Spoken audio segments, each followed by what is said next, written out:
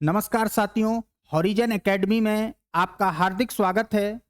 हम लोग इस मंच के माध्यम से आधुनिक भारत की प्रश्नों के रूप में सीरीज लेकर आए, जिसका तीसरा वीडियो आपके सामने है। इस पर प्रश्नों के माध्यम से चर्चा करने का उद्देश्य यह है कि आपकी प्रैक्टिस के साथ समझ भी विकसित हो उस विषय के प्रति। यही केवल उद्देश्य है इसका। इसलिए प्रश्नों के माध्यम से आपको ऐसा नहीं लग रहा होगा कि हम लोग केवल प्रश्नों को रटा दे रहे हैं। कोशिश ये कर रहे हैं कि उस टॉपिक पर आपकी समझ बने। प्रश्न तो बहाने हैं, पढ़ा हम आप लोगों को सब रहे हैं। तो आज तीसरा वीडियो है, उस पर हम चर्चा करते हैं। देखिएगा, और आप लोग आंसर देना है आपको। देखिए, जवाब दें। पहला, शिवाजी की भू राजस्व व्यवस्था के संदर्भ में क्या सत्य है? एक चीज याद रखना, इससे पूरा आपका मराठा खत्म हो गया है। आधुनिक भारत का एक महत्वपूर्ण टॉपिक, ये पढ़ने के बाद कोई ऐसा प्रश्न नहीं होगा जो आपसे ना बने, बस आपने सुना हो मन से। ठीक, तो देखिए, शिवाजी की भू राजस्व व्यवस्था के संदर्भ में क्या सत्य है, यानी लैंड रेवेन्यू का सिस्टम पूछा है उन्होंने। इस चीज को याद रखना है। क्या पूछा है? भू राजस्व व्यवस्था। और किसकी भू राजस्व व्यवस्था? शिवाजी की भू राजस्व व्यवस्था। उसमें ये कथन लिखे हुए हैं, इसमें आपको ये बताना है कि कौन सा कथन सत्य है। 4 ऑप्शन हैं, इनको पढ़ें। कौन सत्य है? तो पहला लिखा है, शिवाजी ने रस्सी द्वारा माप के स्थान पर काठी एवं मानक छड़ी का प्रयोग का प्रचलन किया। एक बात याद रखना, काठी को एक नाम और देखते हैं, मोठा या मूठा। काठी को ही क्या बोलते हैं? मूठा बोलते हैं। अगर कभी काठी लिखा ना आए तो मूठा लिखा आएगा, इस चीज को याद रखना है आपको। तो शिवाजी ने रस्सी के द्वारा माप के स्थान पर, जिससे पहले मापते होंगे लोग, उसके स्थान पर काठी या मानक छड़ी का प्रयोग किया। इस चीज को याद रखना है। इसमें सन की रस्सी नहीं लिखा है, मानक छड़ी लिखा है उन्होंने। सन की रस्सी आपको मुगलों के समय खूब दिखाई देगी। शिवाजी की खास विशेषता यही तो है कि केंद्र में कोई बैठा है और एक क्षेत्रीय राजा के रूप में उन्होंने सभी अलग से व्यवस्थाएं संचालित की हैं। तो इस बात को याद रखना। और ये किससे प्रभावित थी? एक विद्वान हुए अन्नाजी दत्तो। अन्नाजी दत्तो के अधीन रहते हुए शिवाजी ने मलिक अंबर, हम पूरा डिटेल बता देते जब तक आप जवाब दें कौन सही है, क्योंकि इसमें आप अलग नहीं करेंगे कोई ऑप्शन। मलिक अंबर से प्रभावित थी शिवाजी की व्यवस्था। शिवाजी का युद्ध कौशल भी किससे प्रभावित था? मलिक अंबर से। छापा मार मलिक अंबर से सीखा है शिवाजी ने। तो जो मलिक अंबर ने अहमदनगर का मलिक अंबर था, वहां पर जो उसने व्यवस्था को चलाया प्रशासन के क्षेत्र में, उस व्यवस्था को अपने साम्राज्य में कहीं ना कहीं लागू किया। तो चीजों को समझना है। मलिक अंबर से प्रभावित थे शिवाजी का पूरा भू राजस्व व्यवस्था, तो इस चीज को समझना है। और शिवाजी ने जो माप होती थी, उस माप के स्थान पर काठी एवं मूठा, इसी को मूठा बोलते हैं, एवं मानक छड़ी का प्रयोग किया। बिल्कुल सही है, ये माप के लिए किया। भाई, भू राजस्व तभी तो लोगे आप जब क्या होगा? माप होगी भूमि की, कि कितनी किसके पास जमीन है, उससे कितना टैक्स लेना है। दूसरी बात, भू राजस्व लगान की दर आरंभ में कुल उपज का 33% थी, जो बाद में बढ़ाकर 40% कर दी। शिवाजी ने प्रारंभ में 33% ही लिया था भू राजस्व, लेकिन उन्होंने देखा कि अब पैदावार ठीक हो रही है, यहां हम टैक्स बढ़ा सकते हैं, इसलिए उन्होंने टैक्स को बढ़ाया और कितने परसेंट कर दिया? 40% कर दिया शिवाजी ने। तो शिवाजी ने माप के लिए किसका प्रयोग किया? काठी का, जिसे मानक छड़ी बोलते हैं, मानक छड़ी। और इसी का एक नाम है मूठा या मोठा, जो अच्छा आपको लगे, कोई भी नाम आ सकता है एग्जाम से, काठी लिखा नहीं आएगा। ठीक, 20 काठी बराबर 1 बीघा था और 120 बीघा बराबर 1 चौबर था। ये नया फैक्ट है आपके लिए। ठीक, तो इसका प्रयोग किया और शिवाजी ने 33% से 40% तक टैक्स लगाया भू राजस्व में। पहले 33, फिर बाद में 40% तक इस टैक्स को लेकर गए। इस चीज को भी आपको समझना है, तो ये भी सही है। शिवाजी ने जमींदारी व जागीरदारी का विरोध करते हुए रैयतवाड़ी व्यवस्था चलाई। बिल्कुल राइट बात है, क्योंकि शिवाजी की व्यवस्था रैयतवाड़ी व्यवस्था थी। रैयतवाड़ी व्यवस्था का मतलब होता है कि सीधा किसान से संबंध, सीधा किसान से संबंध। रैयतवाड़ी का मतलब क्या होता है? सीधा किसान से संबंध। अंग्रेजों के कालखंड में भी टॉमस मुनरो ने इस व्यवस्था को संचालित किया था। तो रैयत का मतलब होता है सीधा किसान से टैक्स लेंगे, कोई बीच में नहीं होगा। और इसमें क्या ऑप्शन में? जमींदार व जागीरदारों का विरोध करते हुए, ऐसा बोला जा। उस समय के जागीरदार या जमींदार जो राजा और किसान के बीच मध्यस्थता का काम करते थे, बिचौलिया या एजेंट का काम करते थे, वो बेईमान हो गए। इसलिए शिवाजी ने सोचा कि हम इन जमींदारों को समाप्त करेंगे, हम डायरेक्ट टैक्स किससे लेंगे? किसानों से। और उसी व्यवस्था का नाम पड़ गया रैयतवाड़ी बंदोबस्त, जो अंग्रेजों के कालखंड में भी देखने को आपको मिलेगी। अकबर भी अपने समय में डायरेक्ट संबंध किसानों से करता था, क्योंकि एजेंट जो जागीरदार या जमींदार थे, मालगुजार थे, मराठों के समय उन्हें देशमुख बोलते हैं, जो देशमुख थे उनको समाप्त कर दिया। लेकिन अगर आप विवाद में जाएंगे तो कुछ विद्वान बोलते हैं कि कुछ खास लोगों को बचाकर रखा था शिवाजी ने, कि ये लोग बेईमान नहीं हैं, इसलिए उनको सोचा कि इनके अधिकार रहने देते हैं, तो रैयतवाड़ी व्यवस्था चलाया। इस बात को याद रखना, यानी ये भी सही है। उपर्युक्त सभी सही हैं। ठीक, 20 काठी बराबर 1 बीघा और 120 बीघा बराबर 1 चौबर होता है। ये मापने की इकाई है। तो आज से पूछे शिवाजी के समय माप की इकाई, भूमि के माप की इकाई क्या थी? काठी या मोठा या मूठा। और इसी को क्या बोलते थे? मानक छड़ी, जिसके द्वारा भूमि को मापा जाता था। आप अभी अभी तक देखते रहे चीजों में, जब टेक्नोलॉजी नहीं आई, रस्सी के द्वारा तहसीलदार मापते थे चीजों को, या जो आपके पटवारी आपके गांव में होते हैं, रस्सियों के द्वारा मापा करते थे। अब तकनीक इतनी है कि उसका बहुत कम उपयोग होता है। इस चीज को याद रखना है। तो उपर्युक्त सभी इसके राइट आंसर है, यानी शिवाजी के भू राजस्व व्यवस्था के सभी सत्य। तो इसमें क्या पढ़ लिया आपने दोस्तों? पूरा भू राजस्व व्यवस्था पढ़ लिया। आपसे पूछे शिवाजी के माप की इकाई क्या थी, आप बता दोगे काठी थी। कितना टैक्स लेते थे? 33% शुरू में, बाद में कितना बढ़ा दिया? 40% कर दिया। बंजर भूमि पर बहुत कम टैक्स लेते थे अथवा नहीं लेते थे। इस चीज को याद रखना है। शिवाजी मतलब कल्याणकारी कार्मिक जो वंचित है, कमजोर है, उससे टैक्स क्यों लिया जाए, और या उसके पास जो भूमि है उससे पैदावार नहीं होता है।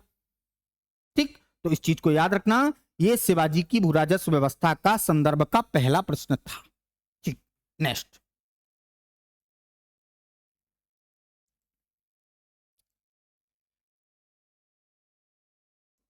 देखें। चौथ, मुगल क्षेत्रों की भूमि एवं पड़ोसी राज्यों की आय का चौथा हिस्सा होता था। चौथ, मुगल क्षेत्रों की भूमि। चौथ क्वेश्चन गड़बड़ है, इस चीज को याद रखना। मुगल क्षेत्र में थोड़ी था ये। चौथ जो टैक्स था वो मराठों में था। हो गया है, हम बता रहे हैं आपको। लेकिन जो क्षेत्र मुगलों के थे, अगर उनको जीत लिया तो वो मराठा बन जाएगा। इस प्रश्न का मतलब ये है, आपको अच्छे से समझना है। मुगल क्षेत्र में नहीं था चौथ, ये तो मराठों का टैक्स है। तो क्वेश्चन गलत है। किस रूप में गलत है? क्योंकि ये मुगल क्षेत्र में लागू नहीं था। इस चीज को समझ लेना है। तो चौथ, मुगल क्षेत्रों की भूमि एवं पड़ोसी राज्यों की आय का चौथा हिस्सा 25% होता था। इस कर को किस वंश के शासकों ने वसूला? देखो 4 ऑप्शन है, हम सभी के बता देते हैं आपको। राजपूत ने चलाया था भाग, कर का नाम था भाग। राजपूत जितने हुए हैं, कब हुए हैं राजपूत? याद रखना, 8वीं सदी से लेकर 12वीं सदी तक राजपूत काल रहा है। इसके बाद मुगल आए हैं, या जिन्हें हम बोलते हैं मुस्लिम, क्योंकि तुर्की आए फिर मुगल आए। इस चीज को याद रखना है। तो राजपूत वंश के राजा कौन सा टैक्स लेते थे? भाग कर। और ये भाग कर भू राजस्व करता है। इसके अलावा बहुत सारे टैक्स थे, हम केवल भू राजस्व की बात कर रहे हैं। लैंड रेवेन्यू था ये। तो जो राजपूत वंश है, राजपूत वंश में कौन सा कर? भाग कर लगता था। और ये ठीक वैसा ही था जैसा मौर्य काल, मौर्योत्तर काल और गुप्त काल में होता था। तो इसका मतलब है ये तो इस समय सनातन धर्म का है। जैसा मुस्लिम धर्म में 2.5% टैक्स लगता है, इतना ही लेते हैं वो। अपना भी एक धार्मिक कर कितना माना जाता है, 1/6। कभी पूछे हिंदू धर्म का टैक्स कितना माना है, मुस्लिम धर्म का तो सबको पता रहता है आमतौर पर, जकात वो है बोले 2.5% लगता है। जकात उनका धार्मिक कर है जो मुस्लिम व्यक्ति को देना पड़ता है अपने धर्म की उन्नति के लिए। हिंदू धर्म के व्यक्ति का भी एक टैक्स होता है 1/6। राजा का 6वां भाग होता था। अब कितने हिंदू इसको मानते हैं नहीं मानते हैं ये उनका व्यक्तिगत मुद्दा है, क्योंकि आज हम सेकुलर स्टेट में जी रहे हैं, इस चीज को आपको समझना है। तो 1/6 ये टैक्स है, और इतना ही भू राजस्व लिया जाता था। समय समय पर राजाओं ने इसे बढ़ाया है, कई बार बढ़ाया होगा। तो हिंदू धर्म का टैक्स इतना ही राजपूत काल में लगता था। तो भाग कर तो उनका था राजपूत, और यहां पूछा क्या है, चौथ पूछा है। तो राजपूत का चौथ तो होगा नहीं, ये हो गया। सिख वंश का होता था 10 बंध टैक्स। कौन सा टैक्स, 10 बंध टैक्स कर लिया जाता। अब आप कहेंगे कि सिख तो हिंदू धर्म से अलग हुए, बिल्कुल हुए हैं, और ये हम भी नहीं कह रहे। जैसे आप संविधान के दायरे में है तो संविधान का आर्टिकल 25 बोल रहा है कि हिंदू धर्म से ही तो निकले हैं सिख, बौद्ध, जैन। अब इस चीज को आपको समझना, दसबंध कर, कौन सा टैक्स, दसबंध, ये सिखों से संबंधित है। गुरु नानक ने अपने समय पर टैक्स का नाम नहीं दिया, लेकिन टैक्स लेते थे धार्मिक रूप से कि आप कुछ दक्षिणा टाइप की दें। भाई तभी तो उन्नति होगी किसी भी चीज की, जब आर्थिक रूप से सक्षम होगा कोई व्यवस्था। तो दसबंध टैक्स ये कितना होता था, 10 बंध लिखा है तो समझ जाओ 1/10 होगा। तो 10 बंध तो पूछा नहीं है, पूछा तो चौथ है। अब बताओ ऑप्शन क्या बचा, मराठा। तो राइट आंसर क्या होगा, मराठा शासकों ने चौथ लगाया है, जो पड़ोसी राज्य से, किस राज्य से, पड़ोसी राज्य से, पड़ोसी राज्य से उसकी सुरक्षा के बदले में 1/4 लिया जाता था। और प्रतिशत में, अभी आप मैथ पढ़ रहे हैं तो आपको प्रतिशत अच्छे से आता होगा। 1/4 का मतलब कितने परसेंट होता है, 25% होता है।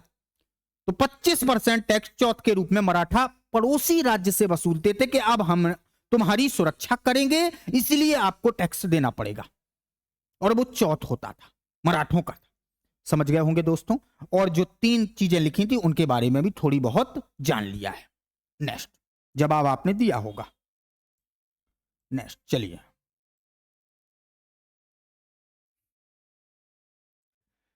सरदेश मुखी की वसूली शिवाजी इस आधार पर करते थे कि वे महाराष्ट्र के पुश्तैनी, सरदेश मुख, पुश्तैनी का मतलब पूर्वज से जोड़ा जाता है, बोले पुरखों से हमारा संबंध है, ठीक है, इस बात को याद रखना। सरदेश मुखी की वसूली शिवाजी इस आधार पर करते थे कि वे महाराष्ट्र के पुश्तैनी सरदेश मुख, देखो लिखा भी है स्पष्ट, प्रधान मुखिया हैं, हेड हैं, सर हैं। सर का मतलब ही तो हेड होता है एक प्रकार से, इस चीज को याद रखना, हेड से सर निकाल लेना है। तो सरदेश मुख है। सरदेश मुखी राजस्व का कितने प्रतिशत होता था, कुछ नहीं इसमें याद रखना पड़ता है, 10 लिखा है, देखो देश, देश से 10 निकाल लो, कितना होगा बताओ, 1/10 होगा। 1/10 का मतलब 10%, 10% होता है। कितना होता है, 10% होता है। तो यहां 10% लिखा है क्या, बिल्कुल लिखा है। 1/10% में निकालोगे 10% आएगा, ठीक। तो कितने परसेंट बताओ, 10% होता था। अब आप कहेंगे सर ये क्यों लगता था, उसी में लिखा है देख लो। ये मराठा शासक, अभी शिवाजी लिखा है तो शिवाजी शासक इसलिए लेते थे कि हम तुम्हारे पुश्तैनी सरदेश मुख हैं, हम तुम्हारे पुश्तैनी हैं, हम हेड हैं, हम मुखिया हैं, हम तुम्हारी सुरक्षा करेंगे, हम तुम्हारे पालनहार हैं, इसलिए तुम टैक्स दो हमें, हम तभी तो सुरक्षा कर पाएंगे, तभी तो सैनिक वगैरह रख पाएंगे। तो इस चीज को आपको याद रखना, 1/10 10% होता था। तो ये यहां पर इसका राइट आंसर है।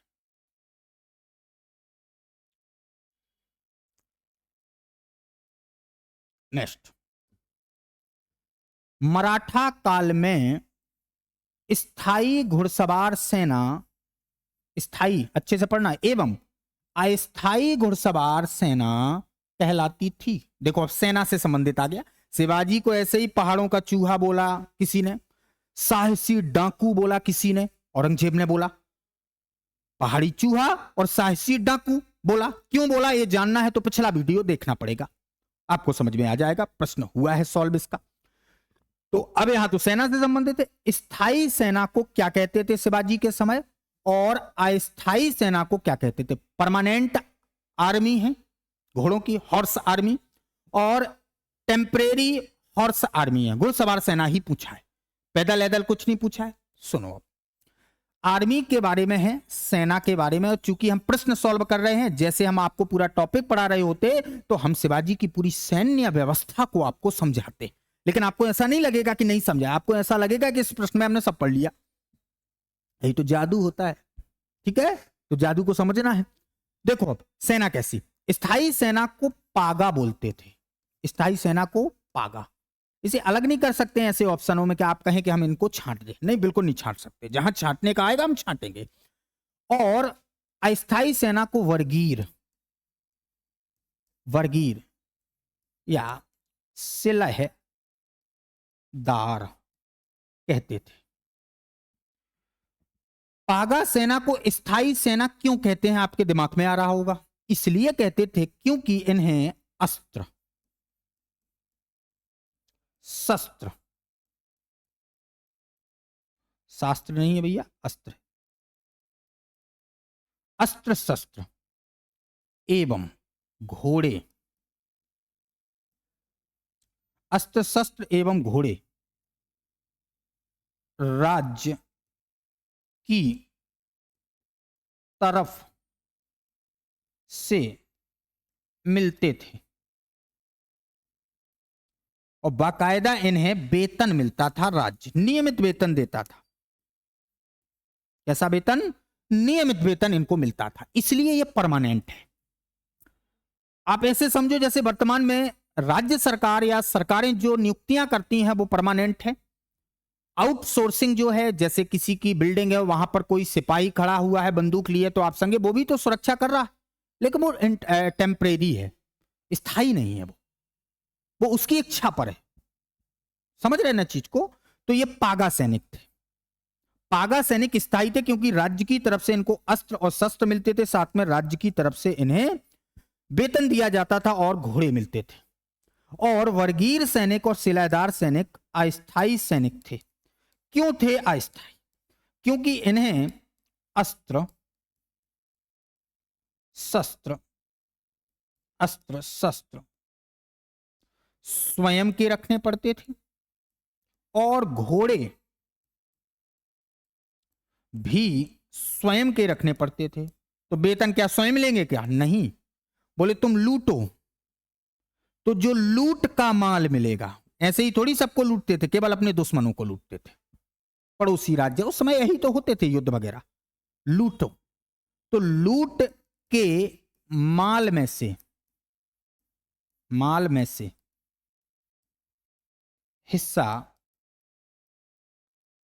मिलता था।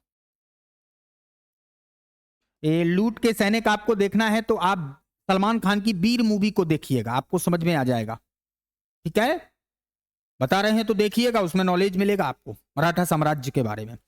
तो इस चीज को आप समझ गए। मराठा काल में स्थायी घुड़सवार सेना को पागा कहते थे और अस्थायी घुड़सवार सेना को वर्गीर या सिलहदार कहते थे। क्यों कहते थे ये तक पता चल गया। बताना तो केवल ये है कि स्थायी और अस्थायी है कौन। ऑप्शन में देख लो, पागा, वर्गीर एवं सिलहदार लिखा तो है, अब फिर क्या लिखा, सिलहदार एवं पागा। तो भैया सिलहदार तो अस्थायी है, पागा स्थायी है, इस हिसाब से ये गलत हो जाएगा। लिखे तो सेम है, सब क्रम में अलग है, पागा स्थायी है, वर्गीर है। तो यहां पर जब सिलहदार लिखा है साथ में तो वो लगा दो, नाम भी तो आ सकता है। सब में सेम ऑप्शन है, तो ज्यादा सही कौन है? सब क्योंकि सेम है, ये है, क्योंकि पागा स्थायी, वर्गीर एवं सिलहदार अस्थायी सैनिक थे। इसका राइट आंसर होगा ए। ठीक, आप समझ गए हैं और आपने इसका जवाब दिया होगा। जिसे पता होगा उसने दिया होगा, जिसे नहीं पता वो अच्छे से समझ लो, समझ में आ जाएगा। नेक्स्ट, मराठा कालीन घुड़सवार सेना में एक हवलदार के अधीन कितने घुड़सवार होते थे? अब ये टेक्निकल प्रश्न हो जाएगा, थोड़ी इसे समझेंगे अपन। क्या है इसमें, क्या लिखा है? मराठा कालीन घुड़सवार सेना में एक हवलदार के अधीन कितने घुड़सवार होते थे? देखो हम लिखते हैं एक हवलदार बराबर 25 घुड़सवार थे। एक जुमलेदार बराबर, क्योंकि हवलदार की जगह जुमलेदार लिख दिया, फिर क्या करोगे? एक जुमलेदार बराबर 5 हवलदार। 5 हवलदार। अब एक हवलदार बराबर 25 है तो 25 का गुणा करते जाना, पता चल जाएगा कितने घुड़सवार है। अलग से थोड़ी कुछ याद करना है, क्योंकि एक हवलदार बराबर पता है 25 घुड़सवार है, तो 5 हवलदार बराबर 25 का मल्टीप्लाई कर दो, निकाल लोगे कितने घुड़सवार होंगे। अलग से थोड़ी है कुछ, ठीक है। और फिर 10 जुमलेदार बराबर 1 हजारी, ठीक है। फिर आएगा 5 हजारी, 5 लिखा मिलेगा, 5 बड़ा टेक्निकल होता है, आपको सरल लग रहा कि ऐसे क्या सर ने ये तो बहुत सरल लिख दिया। 5 हजारी बराबर पंच हजारी, पंच हजारी, और अंततः होता था सर ए नौबत, क्योंकि सबसे बड़ा अधिकारी कौन था सेना का? सर ए नौबत, जो अष्टप्रधान था। भैया ऐसे थोड़ी थी शिवाजी की सेना, पैदल घुड़सवार सब थे, नौसेना, जल की सेना। तो सर ए नौबत सेनापति होता था शिवाजी के समय, यानी सेना का मंत्री था। अगर आपसे पूछे कि सुरक्षा रक्षा मंत्री, तो यही होगा आमतौर पर, क्योंकि अलग से रक्षा मंत्री का कोई पद यहां पर नहीं था। तो अब बताओ मराठा कालीन घुड़सवार सेना में एक हवलदार के अधीन कितने घुड़सवार थे? डायरेक्ट आंसर आपको बताना पड़ेगा, 25 घुड़सवार थे। अब जुमलेदार पूछे तो ये लिखा है, 10 जुमलेदार पूछे तो ये लिखा है, पंच हजारी पूछे तो ये लिखा है, सरे नौबत पूछे तो ये लिखा है। अब उल्टा लिख दो, बढ़ते क्रम में घटते क्रम में आपसे कभी भी प्रश्न पूछ ले तो बन जाएगा कि शिवाजी के घुड़सवार सैनिकों का घटता हुआ क्रम लिखिए अथवा बढ़ता हुआ क्रम लिखिए, यानी छोटे पद से लेकर बड़े पद तक और बड़े पद से लेकर छोटे पद तक, आरोही और अवरोही क्रम। ठीक समझ गए चीजों को? आंसर आपने दिया होगा। नेक्स्ट सॉल्व कीजिए। मराठा कालीन पैदल सेना में एक नायक के अधीन कितने पायक या पैदल सैनिक होते थे? इसका मतलब है जो नायक है वो पैदल सेना वाला होगा, नायक पैदल सेना होगा, घुड़सवार नहीं है कुछ इसमें। और पायक कैसे सैनिक होते थे अगर पूछे तो इससे कुछ क्वेश्चन निकाल लो, अपने दिमाग में सेट कर लो। पायक या लिखा रहता है पाइक, कैसा सैनिक था शिवाजी का? आप जवाब देंगे पैदल सैनिक, पैदल सैनिक। नायक क्या था शिवाजी का? आप कहेंगे पैदल सैनिक, उसका नाम था भैया पैदल सैनिक। देखो 2 क्वेश्चन प्रश्न से ही निकाल दिए। अब बच्चों से यही तो पूछ लेते घुमा फिरा कर एग्जामिनर कि शिवाजी के समय नायक कौन सा सैनिक था? पैदल सैनिक, घुड़सवार सैनिक, हाथी सैनिक, जल सैनिक, क्या था? आप कहेंगे पैदल सैनिक था, क्या दिक्कत है उसमें? लेकिन अब पूछा है कि एक नायक के अधीन कितने पायक या पैदल सैनिक थे, तो इसका राइट आंसर है 9। सीधा इसमें आपको जवाब देना पड़ेगा, यानी एक नायक के अधीन कितने पायक थे? 9 पायक। एक नायक बराबर 9 पायक। आप कहेंगे सर पायक क्या? तो पायक का मतलब पैदल सैनिक, पायक का मतलब पैदल सैनिक। ठीक, आप लोग जवाब दिए होंगे। नेक्स्ट इसका जवाब दीजिए जल्दी। शिवाजी ने मजबूत नौसेना का गठन किया था। हमने कई बार बोला है शिवाजी के पास नौसेना थी। नौसेना का मतलब अच्छे से याद रखो, जल सेना, वाटर आर्मी है। सरल करना पड़ता है प्रश्न को, जो नए तैयारी कर रहे हैं उनके लिए ये सरल ही हो रहा है सब, और जो बहुत पुरानी तैयारी कर चुके हैं उनके लिए प्रैक्टिस है ये, और कुछ एक्स्ट्रा मिले तो देखना है।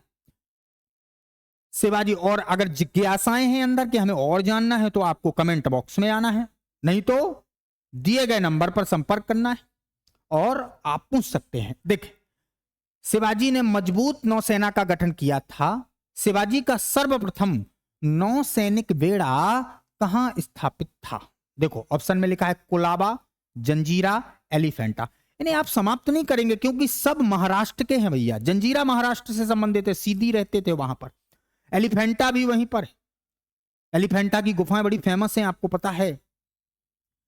कोलाबा भी वहीं पर है। तो आप क्या अलग कर लोगे? आप नहीं कर पाओगे ना अलग, तो कैसे निकालोगे? चलो हम समझाते हैं। देखो, शिवाजी ने जल सेना बनानी क्यों? शिवाजी ने, कहानी सुन लो याद हो जाएगा।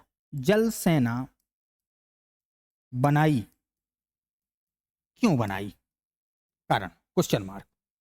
शिवाजी जब अभियान कर रहे थे, जंजीरा क्षेत्र एक जल क्षेत्र है, आमतौर पर हम कह सकते हैं जल क्षेत्र। कर्नाटक के अभियान तरफ गए तो वहां जल क्षेत्र है। कर्नाटक का उनका अंतिम अभियान है भले ही, लेकिन क्रम उनका बहुत पहले से है। 1678 उनका अंतिम अभियान कर्नाटक में ही हुआ है। समझने वाली चीज क्या है, देखिए शिवाजी ने जल सेना बनाई 1658 में। कल्याण नियंत्रण किया जब, यानी कल्याण को जीता, तो यहां पर उन्होंने सबसे पहले नौसेना का अड्डा बना दिया। यानी हम तो बेड़ा भी बोलेंगे इसे, बेड़ा बना दिया। आप कहेंगे सर कहा ये फालतू में लिख रहे हैं आप, बेड़ा कहीं नहीं लिखा है। बेड़ा लिखा है लेकिन ये नहीं लिखा है कि कल्याण। कहां लिखा? नहीं लिखा है तो आएगा, आप क्यों टेंशन ले रहे हो? लेकिन शिवाजी ने परमानेंट, स्थायी नौसेना का केंद्र या मुख्यालय कोलाबा को बना दिया। शिवाजी ने स्थायी नौ सेना का मुख्यालय कह सकते इसे, या केंद्र बोल सकते हैं, सेंटर नौसेना का, ये इन्होंने कोलाबा में ही बनाया। कोलाबा। तो अगर आपको कल्याण और कोलाबा दोनों ऑप्शन में मिल जाए तो अच्छे से पढ़ना, एग्जामिनर भी समझदार होगा कि हमें मुख्यालय लिखना है कि अड्डा या बेड़ा लिखना है। तब आप वहां पढ़ लेना कि बेड़ा पूछा कि अड्डा। अब कहेंगे सर आपने कुछ पढ़ाया, हमने दोनों चीजें बता दी हैं। बेड़ा लिखा है, कल्याण ऑप्शन में नहीं है, कोलाबा ऑप्शन में है, बिल्कुल टिक लगाएं कोलाबा। तो राइट आंसर क्या होगा? कोलाबा। इस चीज को आपको समझ लेना है। जवाब बिल्कुल आप दे पाएंगे, ऐसी हमारी आपके प्रति समझ है। ठीक। किसने प्रतिनिधि का पद सृजित किया या प्रतिनिधि पद का सृजन किया जो पद क्रम में पेशवा से ऊपर था? बताओ तो, पेशवा से भी ऊपर। छत्रपति के बाद पेशवा था, यानी हेड छत्रपति है, फिर पेशवा है। अब पेशवा के ऊपर प्रतिनिधि आ गया, पेशवा नीचे पहुंच गया, और बाद में छत्रपति के बाद पेशवा ही सर्वे सर्वा बने महाराष्ट्र के। अब तो बड़ा पेचीदा प्रश्न है। तो आपको इसमें भी एक कहानी समझनी पड़ेगी। क्यों समझनी पड़ेगी? इसमें आप एलिमिनेशन मेथड नहीं लगा पाएंगे। क्यों नहीं लगा पाएंगे? क्योंकि पेशवा से भी ऊपर था। समझना है आपको, पेशवा से। अब ये सभी क्या लिखे हैं? छत्रपति लिखे हैं। संभाजी शिवाजी के बाद छत्रपति हुए हैं, आपको पता है। 1680 से लेकर 1689 तक का कालखंड है इनका। बड़ी निर्मम हत्याकांड हुआ था इनका औरंगजेब के द्वारा। राजा राम 1689 से लेकर 1700 तक छत्रपति रहे। ताराबाई और शिवाजी द्वितीय 1700 से लेकर 1707 तक रहे। 8 में फिर और आ गया साहू, 1708 से लेकर 1749 तक रहे। अंतिम छत्रपति साहू है। देखिए दरअसल सच्चाई यह है, संभाजी की तो निर्मम हत्या हो गई और इनके समय पेशवा था। आप बिल्कुल देखें, नीलोपंत इन्हीं के समय का पेशवा था, यानी प्रतिनिधि नहीं बनाया जब इनके समय पेशवा है। ताराबाई के समय एक प्रमुख व्यक्ति था जो पेशवा और हर चीज की भूमिका निभाता था, धनाजी।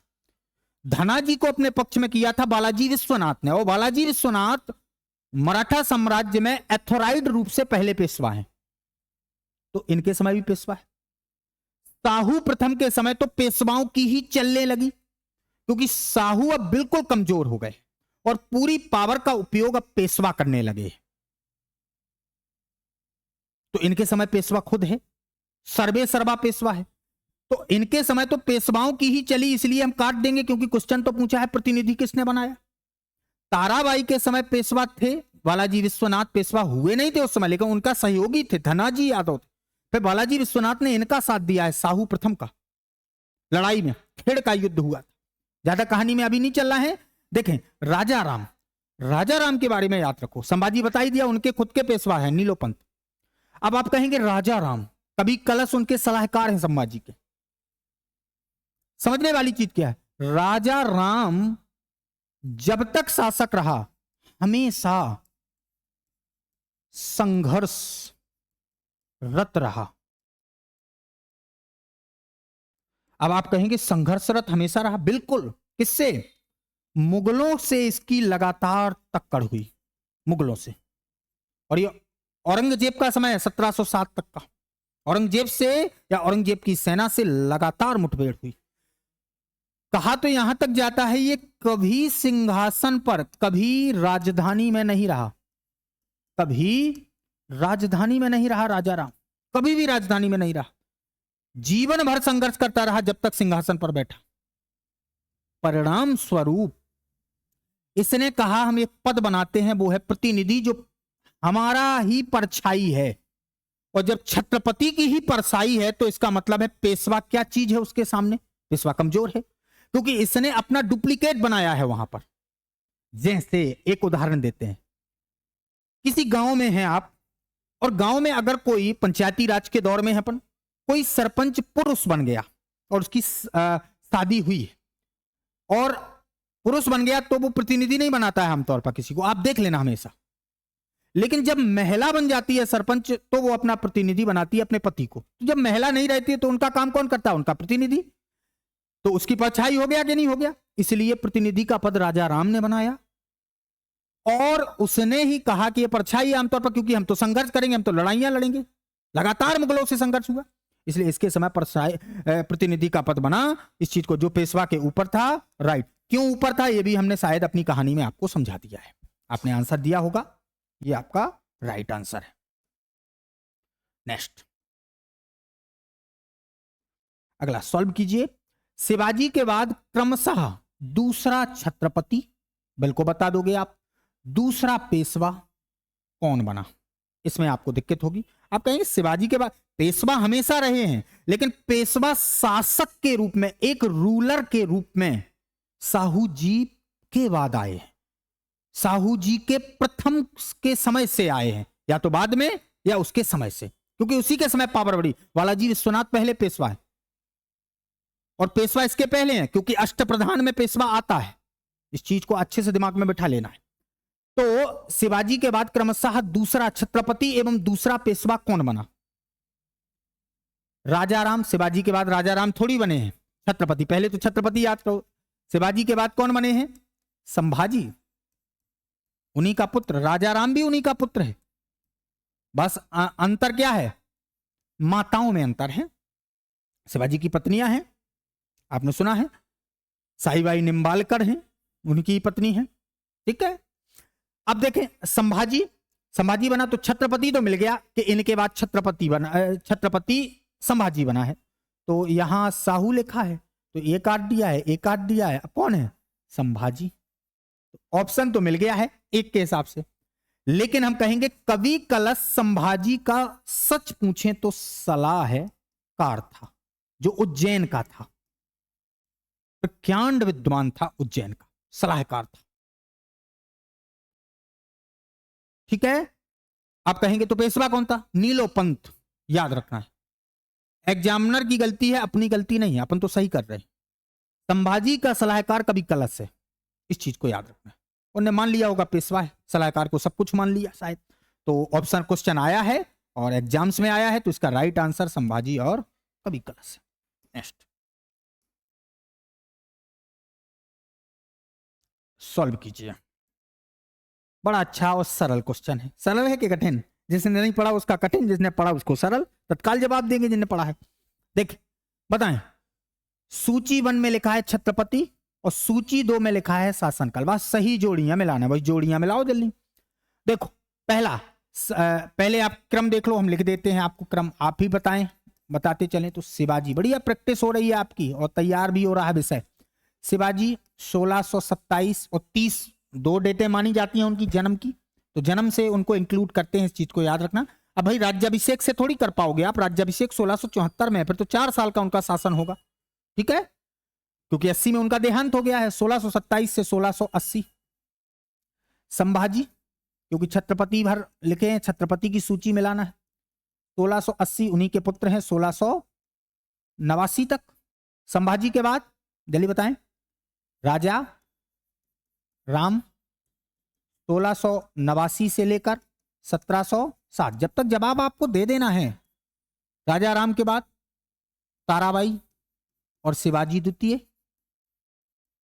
S2 लिख देते हैं, शिवाजी द्वितीय 1708 से लेकर 7 भी लिखा रहता है, परेशान नहीं होना है, 1749 तक, सॉरी 1700, राजा राम 1700 तक है, थोड़ी हम सही करते हैं, 1700 से लेकर 1707 तक ताराबाई हो गई। ताराबाई इसके बाद समाप्त नहीं हुई है, क्षेत्र बट गया है। और साहू जी मुगल कैद में जो रहे 1708 से लेकर 1749 तक। अब आप जवाब दे दें। संभाजी देखो कहां से कहां तक, 1680 से 1689, सही तो लिखा है, सही जोड़ी है ये तो। राजा राम 1689 से 1700, सही जोड़ी है बिल्कुल। ताराबाई 1700 से 1707, 8 यहां लिखा है, इसलिए हमने कहा था वहां 8 भी लिख सकते और यहां भी लिख सकते, ठीक है, ये भी राइट है। साहू जी 1708 से 1749, देखो 8 से ही लिखा है 1749, तो इसका राइट आंसर है पहले का 1, दूसरे का दूसरा, तीसरे का तीसरा, चौथे का चौथा, 1 2 3 4 राइट आंसर है। एग्जामिनर ने एकदम सटीक और सही जोड़ी आपके सामने पेश कर दी है। नेक्स्ट, अगला सॉल्व कीजिए।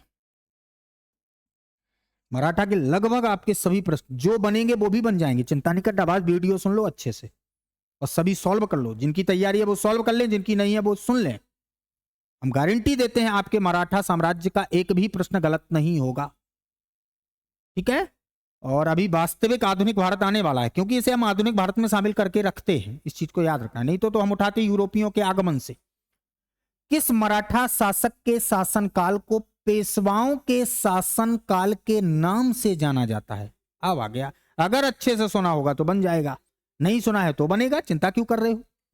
मतलब पेशवा कहां से एथोराइट पेशवा आए हैं, बाकी सबके समय पेशवा है, लेकिन पेशवाओं का शासन के रूप में आना कहां से शुरू हुआ ये याद रखना है आप। और वही आपको याद रहते, क्योंकि वो पेशवा याद नहीं रहते कि किसका कौन पेशवा रहा। आपसे पूछ ले शिवाजी का पेशवा कौन रहा, संभाजी का पेशवा कौन रहा, साहू का पेशवा कौन रहा, साहू का तो चलो बता दोगे क्योंकि वहां से शुरू हुआ है। ताराबाई का पेशवा कौन रहा, राजा राम का पेशवा कौन रहा, नहीं होगा पता।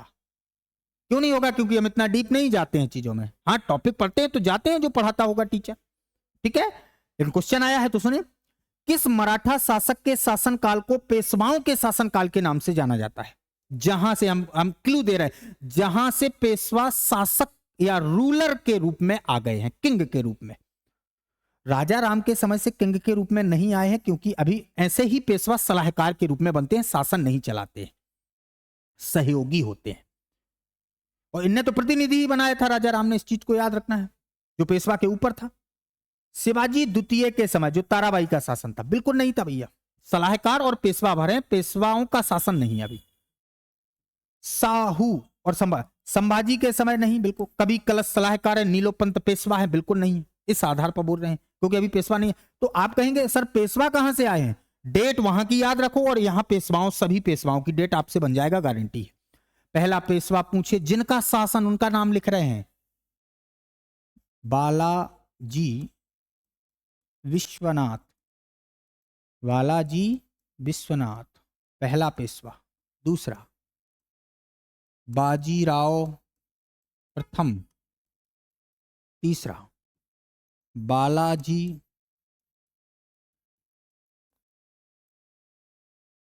बाजीराव चौथा, माधव राव चौथा, माधव नारायण राव या माधव राव द्वितीय भी बोलते हैं इनको, और बाजीराव द्वितीय, जिनसे एग्रीमेंट हुआ था अंग्रेजों का। अब इनकी डेट लिख लो। हम देखो सॉल्व करवा रहे हैं, ठीक है, नहीं तो हम तो डायरेक्ट आंसर बता दें। आपके लिए हम प्रैक्टिस करवा रहे हैं आपकी। राजा राम देखें, जल्दी बताएं, राजा राम कब से कब तक? 1700 नहीं, 1689 से 1700। शिवाजी द्वितीय ताराबाई वाली है, शिवाजी द्वितीय उनका पुत्र है। 1700 से 1708 या 7। साहू 1708 से लेकर 1749। संभाजी शिवाजी के बाद बना है 1680 से 1688। ये है क्या? अब पूछा क्या है, किस मराठा शासक के शासनकाल को पेशवाओं के शासनकाल के नाम से जाना जाता है? ये है प्रश्न, ठीक है। बालाजी बाजीराव का जो समय है वो 1713 से शुरू है 1720 तक, एक पेशवा के रूप में जिनने शासन चलाना शुरू किया। अभी वास्तविक पेशवा नहीं है, वास्तविक पेशवाओं का संस्थापक दूसरा है, लेकिन मराठों का दूसरा संस्थापक कौन है? बालाजी विश्वनाथ ही है। हर क्वेश्चन को सटीकता से समझना पड़ेगा। अब देखिएगा, तो यहीं से निकाल लो इतनी डेटों में कौन होगा। हमने कह दिया है कि राजा राम के समय से पेशवाओं का शासन थोड़ी है, 1713 से पेशवा है। 1713 कहां है? साहू जी है। लो, राइट आंसर मिल गया। किस मराठा शासक के शासनकाल को पेशवाओं के शासनकाल के नाम से जानते हैं? तो राइट आंसर है साहू जी। क्यों? क्योंकि 1713 से पेशवा हैं और 1708 से 1749 तक साहू जी हैं, तो 1713 से 20 ये सब पेशवाओं का शासन यहीं से शुरू है। समझ गए दोस्तों? ये था आपका राइट आंसर। अच्छे से सुनोगे, बिल्कुल परेशान नहीं होंगे आप। नेक्स्ट, मराठा मंडल और मराठा राज्य संघ एक ही नाम है की स्थापना किस पेशवा के समय हुई? मराठा कॉन्फेडरेसी, मराठा कॉन्फेडरेसी या मराठा मंडल या मराठा राज्य संघ, इसकी स्थापना किस पेशवा के समय में हुई थी? मंडल क्यों बनाना पड़ा? हम ग्रुप कब बनाते हैं? जब हम कमजोर होते हैं, और उस समय जो शासन के लिए आपको ग्रुप बनाना पड़ेगा। बिना ग्रुप या मंडल के आप ज्यादा समय तक शासक नहीं रह पाएंगे। एकला चलोरे का काम थोड़ी चलता है। ग्रुप हो, ग्रुप आवश्यक है। इतिहास हमें यही तो सिखाता है। देख, ग्रुप कैसे? मराठा मंडल या मराठा राज्य संघ। हम कहेंगे, सुनिएगा, 1761 की डेट याद करो। हम आपको इतिहास में ले चलते हैं। पानीपत का थर्ड वार या तीसरा युद्ध, पानीपत का तीसरा युद्ध, समझ गए? इस युद्ध में मराठा पराजित हो गए, हार गए। और पता है ये युद्ध किसके समय हुआ था? बताएं आप हमें, ये युद्ध किसके समय हुआ? बालाजी बाजीराव के समय। ये कमजोर हो गए। इसका मतलब क्या पहले मराठाओं का गुट नहीं था क्या? जो एग्जामिनर ने आंसर माना वो भी बताएंगे और हम आपको पूरा डिटेल भी बताएंगे, क्योंकि और भी इसके आंसर है। इसलिए बनाया। और वो गुट किसने बनाया? नाना फड़नवीस ने। नाना फड़नवीस को मराठों का मैकियावेली कहते हैं। भारत का नहीं, मराठों का मैकियावेली। जैसे भारत का मैकियावेली चाणक्य को कहते हैं, और मराठों का मैकियावेली नाना फड़नवीस को। नाना फड़नवीस माधव नारायण राव या माधव राव द्वितीय के समय है, क्योंकि वो अल्पवयस्क है। कहते हैं पानीपत का युद्ध हारने के बाद 1761 में जो हुआ, उसके बाद जो अन्य मराठा सरदार जैसे होलकर, सिंधिया, भोसले सब अलग हो गए। उन सबको एक किया। मराठाओं में कौन? भोसले, सिंधिया, होलकर, उन सबको एक किया कि भैया एक रहो। और उसी का नाम पड़ गया क्या, मराठा मंडल। पानीपत की तीसरी लड़ाई के बाद यह दिक्कत हुई क्योंकि एकदम कमजोर हो गए। आप कहेंगे तो इसका आंसर तो हम लगा देते हैं बालाजी बाजीराव। तो 1761 तक तो ही है बालाजी बाजीराव। बना तो बाद में नाना फडणवीस का दौर जो है वो माधवराव द्वितीय के समय का दौर है, और माधवराव द्वितीय अल्पवयस्क, नाना फडणवीस शासन चलाते हैं और माधवराव द्वितीय ऑप्शन में नहीं है। अब तो परेशान है, कैसे टिक लगा दें।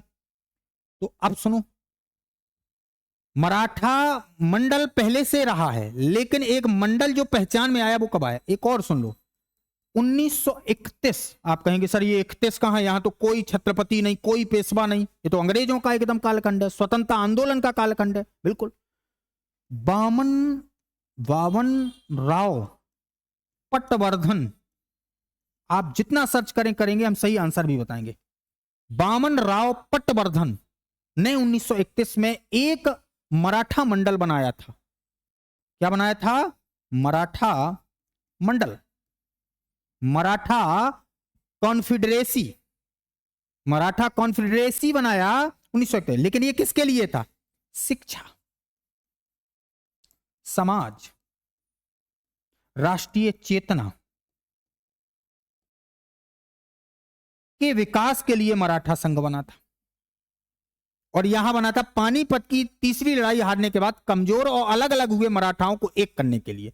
तब तो भैया एक शासक के रूप में हम स्थापित हो पाएंगे। और दोनों ही आंसर नहीं है, क्यों, क्योंकि पानीपत की तीसरी लड़ाई के बाद बालाजी बाजीराव तो ऑप्शन है, इस आधार पर लगा दोगे आप, नहीं लगाना भाई साहब। क्यों, क्योंकि नाना फडणवीस ने बनाया है मराठा मंडल 1761 के बाद, और नाना फडणवीस तो रहे हैं माधवराव द्वितीय के समय, जो अल्पवयस्क पेशवा है। अब आपका दिमाग खराब हो रहा है, कैसे ला, हम फिर कह रहे हैं मंडल पहले से रहे हैं, लेकिन अब अच्छे से सुन लो, बालाजी विश्वनाथ पहले पेशवा हैं, इनको क्यों नहीं मानोगे आप, क्यों, क्योंकि ये साहू जी इसके समय हैं, जो अंतिम छत्रपति है। हम आंसर बता रहे कैसे निकालोगे, साहू जी इनके समय है, और साहू जी जब छत्रपति हैं तो इसका मतलब है मंडल तो है ही है, मंडल का मतलब ग्रुप है ही है उनका, कोई कमजोरी तो है नहीं है, पेशवा भी है साथ में छत्रपति है, तो क्यों बनाएंगे मंडल। या तो वो स्वतंत्र रहेंगे, और स्वतंत्र रहेंगे तो उन्हें विरोध यानी लड़ाई लड़ना पड़ेगा साहू जी से। इसलिए इनको इसलिए अलग कर दो क्योंकि साहू जी है, उनके समय पूरा संघ या पूरा मराठवाड़ा क्षेत्र है, तो ये इसलिए नहीं बनाएंगे। बालाजी बाजीराव है नहीं है, 1761 के बाद बना है। अब किसे अगर माधवराव द्वितीय होता तो उसमें आंसर लगा देते। आप कहेंगे सर फिर गलत क्वेश्चन, बिल्कुल गलत क्वेश्चन नहीं है। बाजीराव द्वितीय ने भी मराठा संघ बनाया था, इसका हम सबसे बड़ा प्रूफ आपको देना चाहते हैं, क्योंकि बाजीराव प्रथम ही वह व्यक्ति है जिन्होंने मुगलों तक को सिंहासन से उतार दिया था। इसका उदाहरण है मोहम्मद शाह रंगीला। मोहम्मद शाह रंगीला 1737 में इनके डर से दिल्ली की गद्दी छोड़कर भाग गया था, बाजीराव प्रथम। और ये बुंदेलखंड का अभियान करने आए थे जब छतरपुर के एक राजा हुए महाराजा छत्रसाल, उनकी मदद करने यही बाजीराव आए थे, इसलिए लगाना है आंसर बाजीराव। ठीक, अगर माधवराव द्वितीय रहता तो इसलिए हम कह रहे हैं क्वेश्चन को भी एकदम सही ना समझ लेना भाई साहब। अभी हम नए जो अभी 2024-23 के क्वेश्चन है उनको भी आपके सामने रखेंगे, तो भी अगर दिक्कत होगी या ऑप्शन और आ जाए तो क्या लगाओगे, तब भी आपसे बनना चाहिए, क्योंकि गलत नहीं है क्वेश्चन। ये था इसका राइट आंसर। आप समझ पाए होंगे इसका आंसर ये क्यों है और बालाजी बाजीराव क्यों नहीं है। नेक्स्ट, मुगलों एवं मराठों के बीच हुई 1719 ईस्वी की संधि को रिचर्ड टेम्पल ने मराठा साम्राज्य का मैग्ना कार्टा कहा। यह संधि बालाजी विश्वनाथ जो पेशवा हैं एवं सैयद बंधु जो किंग मेकर है मुगल काल के, 4 मुगल बादशाहों को बिठाया, ने किसके नाम पर की। अब सुनो अच्छे से। पहले तो प्रश्न में आपको इस चीज का पता हो कि 1719 में छत्रपति कौन है। भाई छत्रपति राजा भले ही पेशवा बन गए हैं, मोहर तो उनकी लगेगी, तभी कोई कार्य होगा, तभी कोई एग्रीमेंट होगा। भले ही वो किसी की सलाह पर किसी के ऊपर आश्रित हो गए हों, वो बात अलग है। देखिएगा, हम डायरेक्ट आपको इतिहास में ले चलते हैं। फर्रुखसियर,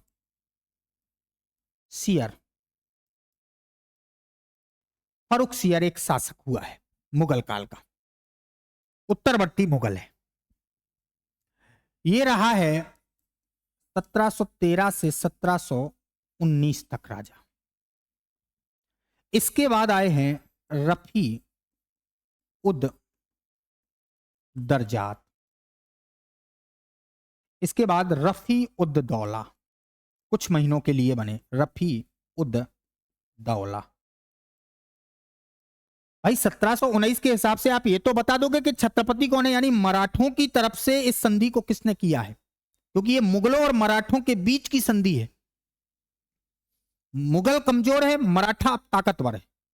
बालाजी विश्वनाथ के नेतृत्व में, पेशवा के नेतृत्व में। साहू जी कमजोर है, मान सकते, लेकिन उनका पेशवा सलाहकार तो अच्छा है, इसलिए तो कहते हैं सलाहकार अच्छा होना चाहिए, तभी तो आप विजेता बनेंगे। देखो, मुगलों एवं मराठों के बीच 1719, अब डेट निकाल लो।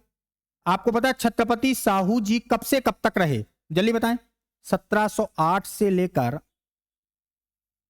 1749 तक रहे। रफी उद्दरजात मुगल काल के बादशाह हैं, 1719 फरवरी में बने, 2-3 महीने के लिए बने, 90 दिन लगभग इनका शासन है। मराठा छत्रपति राजाराम, राजाराम कहां है भैया, 1707 तक का इनका शासन है, 1700 तक का शासन है केवल। 1689 से 1700 तक रहे राजाराम। इन्हें इसलिए काट दो क्योंकि 1719 में ऐसी संधि इनके समय क्यों होगी, तो ये तो होंगे नहीं।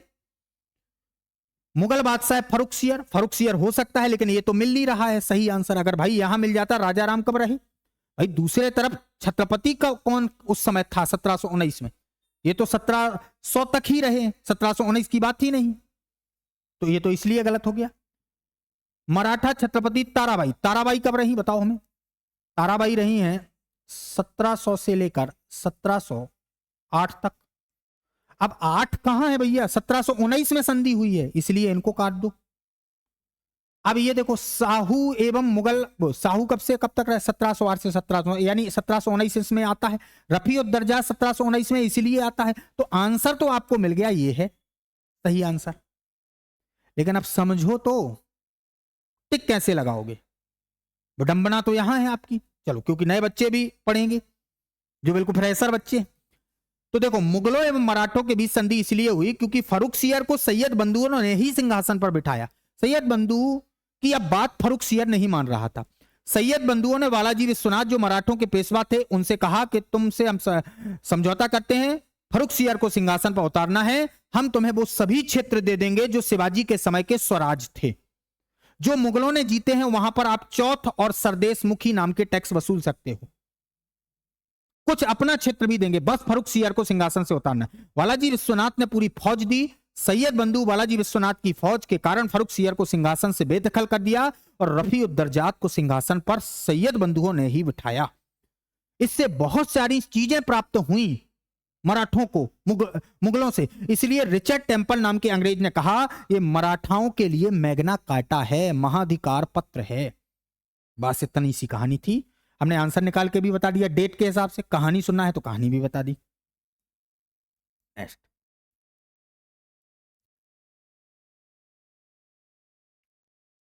मराठा साम्राज्य की सबसे बहादुर महिला कौन थी, जिसे पता होगा उसे डायरेक्ट बता देना है। जो प्रैक्टिस कर रहे हैं बच्चे, जो प्रैक्टिस नहीं कर रहे हैं, फ्रेशर बच्चे हैं, पढ़ रहे हैं, उन्हें हम समझाएंगे।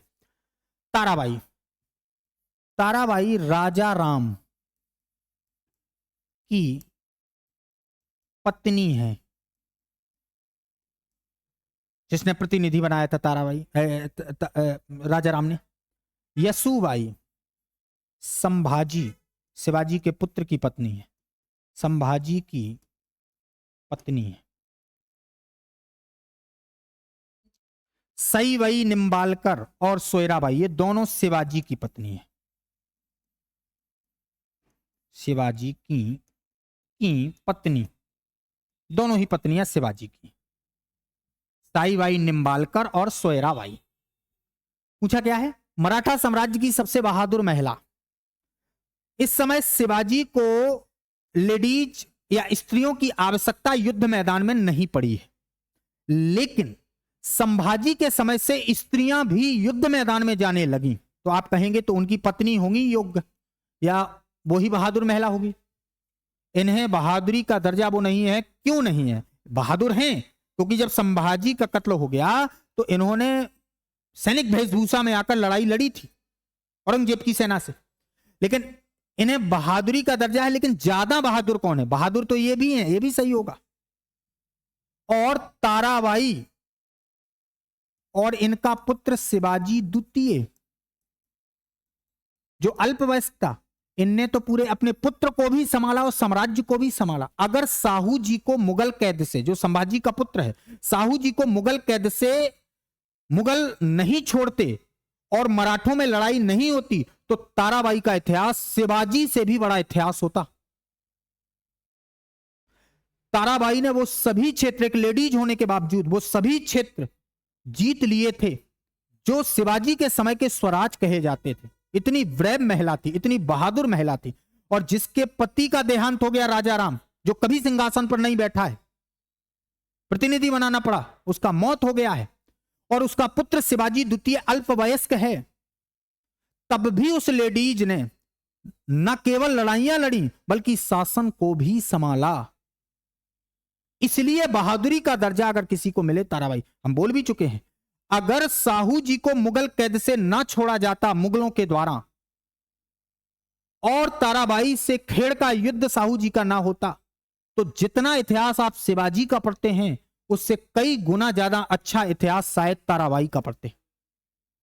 ताराबाई का इतिहास मराठा इतिहास ही नहीं, पूरे भारत के इतिहास में स्वर्णिम अक्षरों में लिखा है कि एक महिला इस मध्यकालीन भारत, ये आधुनिक, भले ही आधुनिक भारत पढ़ रहे हैं, इस दौर में 18वीं सदी में ऐसी महिला हुई है जिसने शासन संभाला, पुत्र को संभाला और मुगलों से लड़ाई भी लड़ी। उनका नाम ताराबाई है।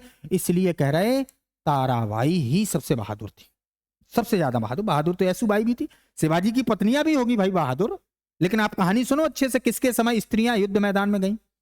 बहादुरी का सूचक यहां पर युद्ध से हो, युद्ध से, इस चीज को समझना है। नेक्स्ट सॉल्व कीजिए। वह अंतिम छत्रपति कौन था जिसने संपूर्ण अधिकारों का भोग किया?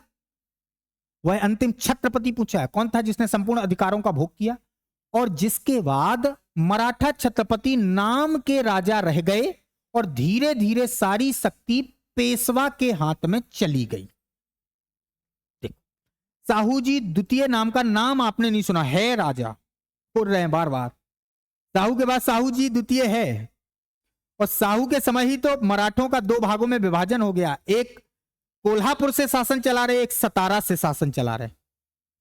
समझना है, खेल की लड़ाई का है 1707 वाली। अब वो यहां नहीं बताएंगे, हमें क्वेश्चन सॉल्व करवाना है। राजा राम के बाद तो छत्रपति शिवाजी द्वितीय भी रहे, साहू जी भी रहे। इस आधार पर इनको काट दे। प्रताप सिंह नाम का कोई छत्रपति रहा ही नहीं है, तो इसका राइट आंसर इस हिसाब से क्या होगा? साहू जी प्रथम। लो, कारण जान लो। 1708 से लेकर 1749 तक आपके छत्रपति रहे साहू जी। साहू जी और ताराबाई के बीच खेड़ का युद्ध हुआ 1707 में, 7 और 8 में।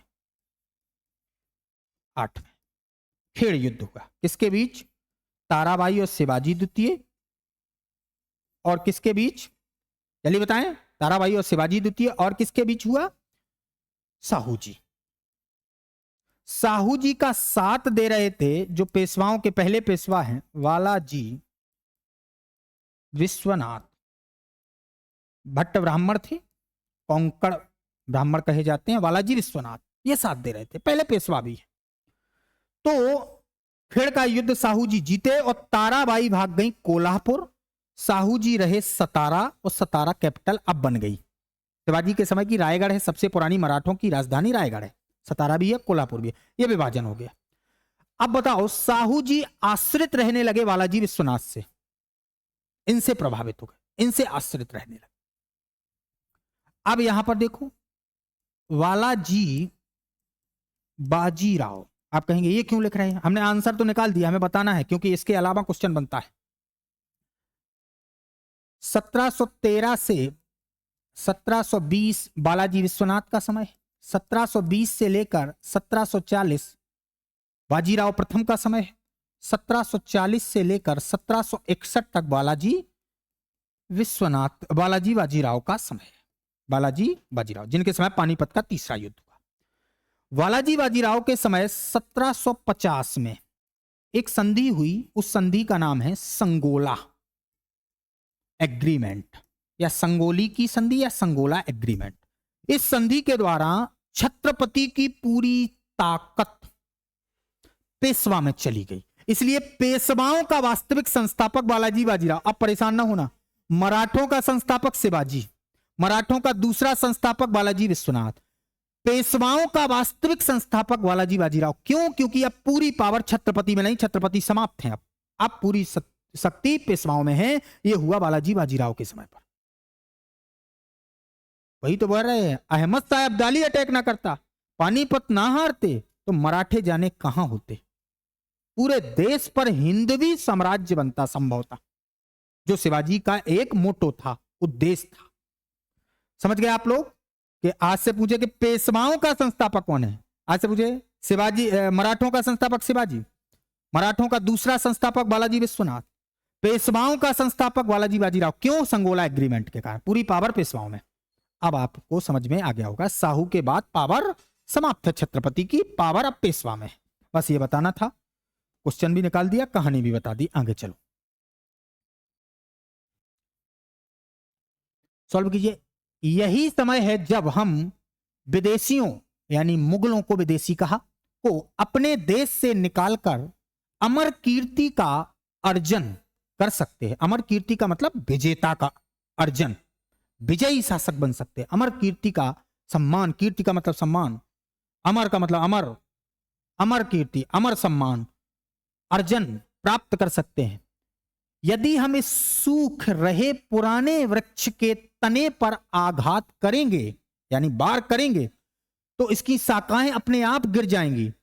और हम आगे जोड़ देते हैं, आगे ये कहा था कि शाखाएं गिर जाएंगी और हमारी पताका, पताका का मतलब फ्लैग, झंडा, हमारी संप्रभुता, हमारी पताका अटक से कटक तक फैलने लगेगी। ये पूरा वाक्य है, एग्जामिनर ने इतना ही वाक्य लिखा है, इतना ही लिखते हैं, समझ जाते हैं बच्चे। ये अभी हिम्मत बालाजी विश्वनाथ में नहीं है। ऐसा क्यों? क्योंकि अभी छत्रपति हैं। बाजीराव प्रथम में हो सकती है, कारण भी है, बाजीराव प्रथम ऐसे ही नहीं है, बहुत महान व्यक्तित्व थे। शिवाजी के बाद गुरिल्ला युद्ध पद्धति इनने किया है। बाजीराव प्रेम के कारण भी चर्चा में है, बाजीराव मस्तानी के कारण मूवी भी बनी है। बालाजी विश्वनाथ और बाजीराव प्रथम, बालाजी विश्वनाथ के ही बड़े पुत्र बाजीराव प्रथम है। बाजीराव प्रथम ने ही कहा था अपने लोगों से कि अब मुगल खत्म हैं, मुगलों की कितनी पावर बची है, इनको खत्म करो और हम ही इस देश पर पूरा शासन करें। इन विदेशियों को खदेड़ो यहां से, मुगलों को, और अपनी पताका को अटक से कटक तक फहराएंगे। पुराना वृक्ष हो गया है, जर्जर वृक्ष है अभी। तो ये किसने कहा? बाजीराव ने कहा था। इस चीज को याद रहे, कथन है, डायरेक्ट कोटेशन आपको याद रखना पड़ेगा, इन्हें कहा था। ठीक, नेक्स्ट सॉल्व कीजिए। किसे लड़ाकू पेशवा और हिंदू शक्ति का अवतार कहा जाता है? इसमें भी हम एक कहानी बताएंगे, याद हो जाएगा, क्योंकि सब हिंदू हैं पेशवा। भाई मराठा साम्राज्य का मतलब हिंदवी साम्राज्य है, तो अब कैसे बता दोगे हिंदू शक्ति का अवतार है? कहानी पता होगी तो बता पाओगे।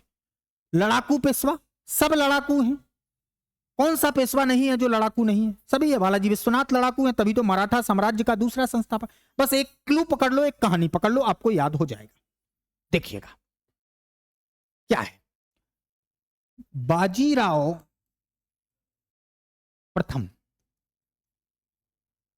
ने बुंदेलखंड के राजा बुंदेलखंड के राजा छत्रसाल, महाराजा छत्रसाल की मदद की थी मुगलों से, और यहीं से उन्हें मस्तानी मिली थी।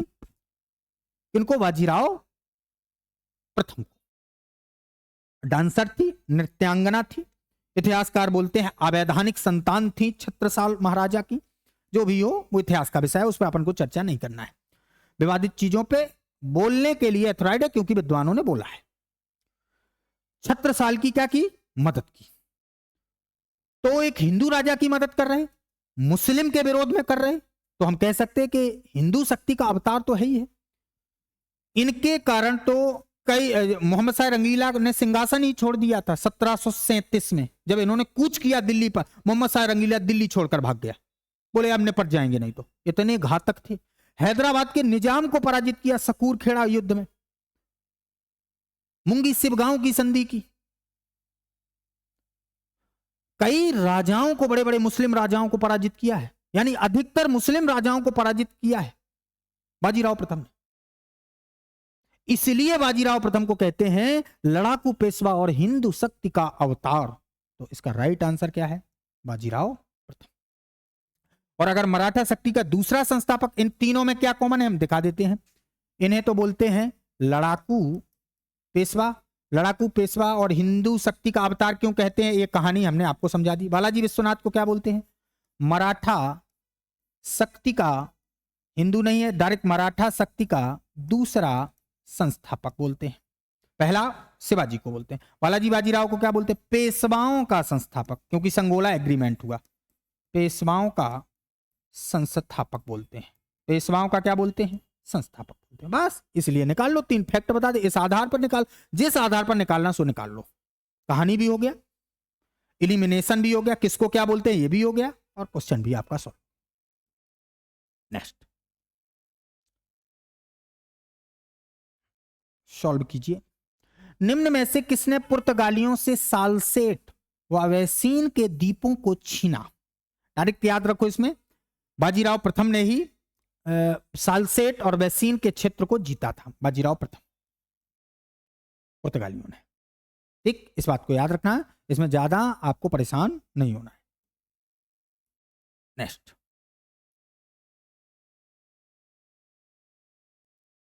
किस पेशवा ने मुगल बादशाह मोहम्मद शाह रंगीला को मराठा शक्ति की एक झलक दिखाने के लिए 1737 में दिल्ली पर आक्रमण किया और मोहम्मद शाह रंगीला को मालवा की सूबेदारी पेशवा के नाम करने के लिए विवश किया? आप कहेंगे मालवा की सूबेदारी मिली कैसे? पहला प्रश्न तो ये दिमाग में हो। यहीं से दौलत राव सिंधिया का वर्णन आता है, इस बात को याद रखना है। उन्हें क्षेत्र मिला था, वो एक कहानी है अपने आप में, लेकिन फिर भी सुनो आप। महाराजा छत्रसाल से इन्हें कुछ क्षेत्र मिला था, मालवा के सागर से टच होता क्षेत्र। फिर इन्हें कहा क्यों ना पूरा मालवा ले ले, क्योंकि हमने मुगलों को बुंदेलखंड में हरा दिया महाराजा छत्रसाल की मदद करके। मोहम्मद शाह रंगीला से कहा, पहले शायद पत्र व्यवहार हुआ हो कि भाई आप हमें मालवा की सूबेदारी दीजिए, ना दिया होगा, तो उसे पावर दिखाने के लिए, शक्ति की झलक दिखाने के लिए फौज लेकर पूरा दिल्ली पर अटैक किया। 1737 में मोहम्मद शाह रंगीला ने दिल्ली छोड़ दी थी 3 दिन के लिए, और अंत में कहा कि भैया मालवा की सूबेदारी तुम्हारी। इसलिए फिर मालवा की सूबेदारी 1737 के बाद मालवा की सूबेदारी सिंधियाओं के अधीन है, यानी सिंधिया वहां पर किसी को अब अपना सूबेदार बनाएंगे, यानी अपना फ्यूड बनाएंगे, सामंत बनाएंगे। सामंत का मतलब अपने अधीन किसी को बनाएंगे। इसलिए मालवा सिंधियाओं को दे दिया गया था पेशवाओं के द्वारा। क्या आप समझ पाए चीजों को? सिंधियाओं के द्वारा दे दिया गया था मालवा पेशवाओं को। तो ये थी आपकी बात, और इसका राइट आंसर है बाजीराव। अब और क्वेश्चन निकालना है, तो 1737 में कौन रहा पेशवा, बताओ आप हमें, कौन रहा? इस आधार पर निकाल लो भैया। देखो बालाजी विश्वनाथ कब से कब तक रहे, इलिमिनेशन करना है तो बालाजी विश्वनाथ रहे 1713 से, इसमें हो सकता है इलिमिनेशन, 1720 तक। बालाजी बाजीराव रहे 1740 से लेकर 1761 तक, और बाजीराव प्रथम रहे 1720 से लेकर 1740 तक। इस आधार पर देख लो आप बात हो रही है 1737 की, तो 1737 में कौन है पेशवा? बाजीराव प्रथम। समझ गए? इस आधार पर अगर डेट याद है तो सही है, कहानी रहेगी याद तो वो भी सही है। इस आधार पर आंसर आप लगा लो। ठीक, नेक्स्ट सॉल्व कीजिए। किसके समय में मराठा शक्ति अपने चरम उत्कर्ष पर पहुंची तथा साथ ही मराठा शक्ति का पतन भी आरंभ हुआ? मतलब सबसे पीक पर पहुंची ताकत किनकी? मराठों की। और उसके समय से ही मराठा शक्ति का पतन होना आरंभ हुआ, मतलब पतन की शुरुआत हो गई। इस हिसाब से आप ऑप्शन कैसे निकालोगे? ऑप्शन इसलिए निकालोगे, बाकी आप समझ लो। एक युद्ध हुआ मराठों के समय 1761 में, पानीपत का तीसरा युद्ध। तीसरा युद्ध, इसमें मराठे हार गए अहमद शाह अब्दाली से। पावर कम होगी कि नहीं? किसके समय हुआ? बालाजी बाजीराव के समय ही तो हुआ, क्योंकि बालाजी बाजीराव कब से कब तक रहे जल्दी बताओ? 1740 से लेकर 1761 तक। तो पूरी सबसे ज्यादा पावर पीक पर किसके समय थी? बालाजी बाजीराव के। हार गए तो पावर कमजोर हो गई। और कहते हारे, ये कैसे इनकी मौत हुई थी पता आपको? इनकी एक कहानी सुन लो। बालाजी बाजीराव के दो मोती युद्ध मैदान में विलीन हुए थे, सदाशिव राव भाऊ, विश्वास राव भाऊ। तो काशीराज पंडित ने पत्र लिखकर बताया कि आपकी कई मोहरें, मोहरों का मतलब यहां सोने चांदी से नहीं था, मोहरों का मतलब कई कई सैनिक थे, कई मोहरें और दो मोती विलीन हो गए, क्योंकि उन्होंने युद्ध पूरी क्षमता पूरी ईमानदारी से लगा। क्योंकि मल्हार राव होलकर भाग गया था यहां से। पानीपत के तीसरे युद्ध से, इंदौर के जो होलकर हैं अच्छे से सुन लें, पानीपत के तीसरे युद्ध से अगर मल्हार राव होलकर ना भागते तो संभवतः हम अहमद शाह अब्दाली को पराजित कर देते। होलकर भी कम विचित्र नहीं थे कि आप केवल सिंधियाओं के ऊपर आरोप लगाते रहें कि सिंधिया गद्दार थे। होलकर की गद्दारी यहां दिखी है। मल्हार राव होलकर पानीपत के तीसरे युद्ध से भाग गए थे और दो सेनानायक सदाशिव राव भाऊ और विश्वास राव भाऊ लड़ते रहे, लगातार युद्ध लड़ते रहे, और वो अंततः हार गए, पराजित हो गए, उनकी मौत हो गई। और ये पत्र जब पहुंचाया गया, काशीराज पंडित ने वर्णन किया इसका पानीपत का बालाजी बाजीराव के पास कि आपके दो मोती युद्ध मैदान में विलीन हो गए, तो ये पेशवा बिलख बिलख कर मर गया था। सोचो तो कितना प्रेम कर। बिलख बिलख का मतलब होता है रो रो कर, तो सुसाइड किया होगा एक हिसाब से। रो रो कर किसका मौत हो गया था बालाजी? ये प्रश्न बना है छोटे एग्जाम्सों में कभी का, मतलब आपके बंडे, हम सबके बंडे एग्जाम्स में बना है। बालाजी बाजीराव वह कौन सा पेशवा है जो अपने दो प्रमुख सेना नायकों की मौत के कारण आत्मगिलानी स्वरूप तड़प तड़प कर मर गया या विलक विलक के मर गया? उसका नाम बालाजी बाजीराव है। तो इसका राइट आंसर ये है। दोस्तों आप लोग समझ गए, और पानीपत के युद्ध के बाद ही पावर कम हो गई। तो आपको वीडियो कैसा लगा दोस्तों जरूर बताइए कमेंट बॉक्स में, और अपनी तैयारी करते रहिए। लगातार आपको इतिहास के वीडियो प्राप्त होते रहेंगे। न केवल प्रश्नों को सॉल्व करवाया जाएगा बल्कि आपका पूरा टॉपिक भी कवर होगा, ऐसा हमारा मानना है। आपका कैसा मानना है आपको कमेंट बॉक्स में आके बताना है। आज के लिए इतना ही, बहुत बहुत धन्यवाद।